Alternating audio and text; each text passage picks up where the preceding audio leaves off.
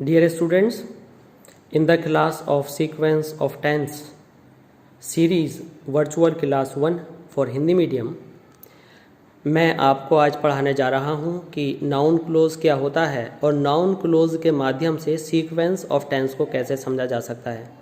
Generally in tenses हमने सीधे सीधे सेंटेंसेस को जाना, टेंसेस को जाना, जिसके अंदर सेंटेंस में केवल एक पार्ट होता था, एक सब्जेक्ट होता था और एक वर्ब हम उसके अनुसार यूज़ कर लेते थे। लेकिन इसका नाम सीक्वेंस ऑफ टेंस क्यों रखा? क्योंकि इसमें एक ही सेंटेंस में दो या दो से ज़्यादा बार टेंसेस का यूज़ होता है और हमें ये जानना होता है कि क्या सेंटेंस वैसे ही जैसा कि हिंदी में हमें नज़र आ रहा है हम वैसा ही लिखें या उसके अंदर कुछ चेंजेस करें। तो सच बात यह है कि हमें इसके अंदर कुछ चेंजेस करने होते हैं। किसकी वजह से क्या चेंज करते हैं, आइए देखते हैं इस topic the sequence of tense में। हम यहाँ पर शुरू करेंगे अपने एक सेंटेंस एग्जाम्पल सेकंड से। वह बोला कि वह आ रहा है। वह बोला, ही सैड। ही सैड, वह बोला पास्ट में है, बीच में की आ गया, वह आ रहा है। तो यहाँ पर हमने देखा कि ये जो नाउन क्लोज होते हैं ये की बेस्ड सेंटेंसेस होते हैं। इनमें की अंडरस्टूड होता है, चाहे लिखा हुआ हो या न हो। अंडरस्टूड का मतलब है कि ये अपने की का कहीं ना कहीं अर्थ ज़रूर देता है। जैसे कि मैं कहता हूँ कि आप याद करें, मैं कहता हूँ कि आप इंग्लिश पढ़ें, मैंने पूछा कि आप कहाँ जा रहे हैं, मैं जानना चाहता था कि आप कब खाएंगे, क्या खाएंगे। और तीसरा इसका एक वो होता है टाइप, वो जो कुछ होता है, और जो कुछ को हम व्हाट या व्हाटएवर कहते हैं। व्हाटएवर वहाँ लगाया जाता है जहाँ पर हमें भी लगाना हो। तो यहाँ पर हमने देखा कि he said he that he is coming, इसकी इंग्लिश बननी चाहिए हिंदी के अकॉर्डिंग, बट ऐसा नहीं होता। अगर कि वह आ रहा है से पहले पास्ट में है पार्ट, तो हमें इस को वाज में लिखना होता है, हिंदी में चाहे कुछ भी कहा जाता रहे। हम गलती ये करते हैं कि he said that he is coming, वह आ रहा है कि इंग्लिश ही इज़ कमिंग लिख देते हैं और समझते हैं कि यह सही है, जबकि according to grammar it should be he was coming, वह इसको वॉज में बदलना होगा। ऐसा क्यों है? ऐसा इसलिए है क्योंकि सैड रिपोर्टिंग वर्ब कहलाती है, अगर आपने डायरेक्ट इनडायरेक्ट स्पीच इसको पढ़ा हो, और ही सैड के बाद दैट लगाने के बाद सैड वाले पार्ट के अकॉर्डिंग बाद वाले का टेंस बदलता है। इसलिए हमारी ट्रांसलेशन बनी he said that he was coming. अब वापस आते हैं, ये नाउन क्लोज होती क्या है? इस सेंटेंस को अगर हम देखें, what he says is right. What he says is right, यहाँ पर हम देखेंगे कि इससे पहले कोई ना कोई सब्जेक्ट आना चाहिए था, लेकिन सब्जेक्ट की जगह यहाँ पर एक सेंटेंस जैसी कोई चीज़ लिखी हुई है, इसको हम क्लोज कहेंगे। और ये पार्ट ऑफ अ सेंटेंस है, इसमें अपना सब्जेक्ट और अपनी मेन वर्ब है।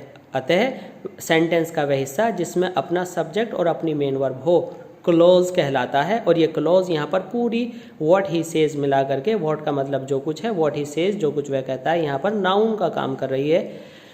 यह इससे पहले लगकर नाउन का काम कर रही है, प्लस यह एक ग्रुप ऑफ वर्ड्स है, इसकी अपनी सब्जेक्ट और अपनी मेन वर्ब है, इसलिए यह नाउन क्लोज कहलाएगा, इसलिए इसको नाउन क्लोज कहते हैं।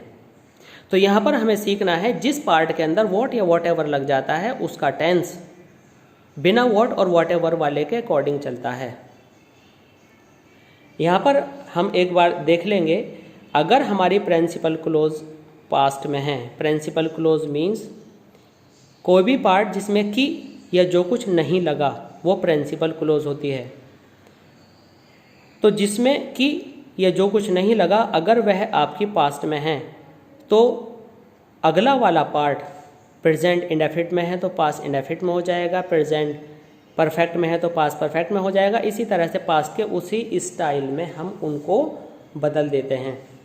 और अगर हमारा जो प्रिंसिपल क्लोज अगर फ्यूचर में है, मतलब यह है कि बिना की और बिना जो कुछ वाला सेंटेंस अगर हमारा प्रेजेंट में है तो हम बाद वाले के अंदर कोई चेंज नहीं करते, चाहे वह पहले लिखा हो चाहे शुरू में लिखा हो। तो यहाँ पर इस रूल को जानने के बाद वापस आते हैं और देखते हैं कि यहाँ पर लिखा है it is right what he says.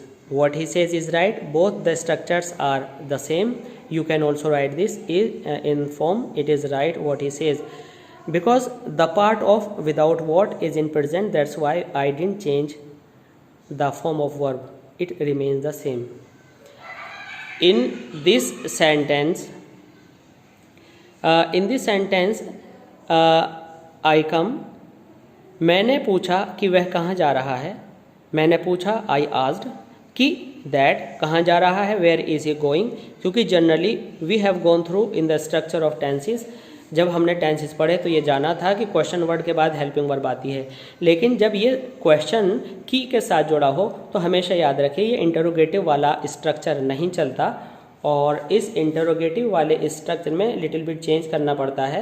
Subject पहले आता है, हेल्पिंग वर्ब अफर्मेटिव की तरह बाद में जाती है और क्वेश्चन वर्ड हट जाता है।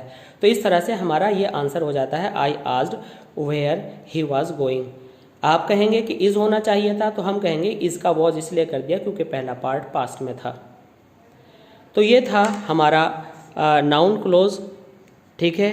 और हमारा टॉपिक था द सीक्वेंस ऑफ टेंस। इसमें हमने कुछ एग्जाम्पल्स के थ्रू इसको जानने की कोशिश की, और इसको डिटेल में जानने के लिए हम sequence of tense series virtual class 1 के अंदर पार्ट 2 देखेंगे, जिसमें आप इसको और अच्छे से समझ सकते हैं।